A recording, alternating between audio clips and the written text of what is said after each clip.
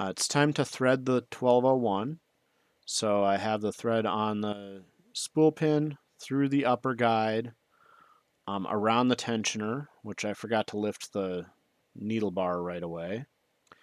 There's a hole on the right side of the tensioner, then the thread goes between the discs and behind the little spring on the tensioner, through the take-up arm, and then there's a guide inside the head of the machine, and then the thread guide on the needle bar, and it is ready to go through the needle. And this threads from the outside to the inside. So that's thread enters left and comes out of the needle to the right. And as soon as I got this threaded, I loaded up the bobbin case and just checked the bobbin tension. When I cleaned this, I cleaned it in an ultrasonic cleaner, and that loosened the screw on the bobbin spring case spring.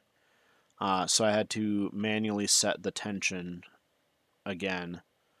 And it felt pretty good, but it turned out to be a little bit too high when I did the stitch test, because it kept pulling the bobbin thread and holding that.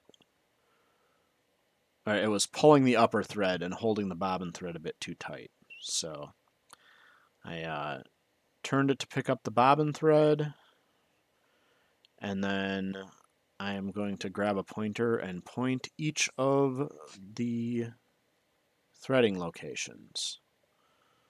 So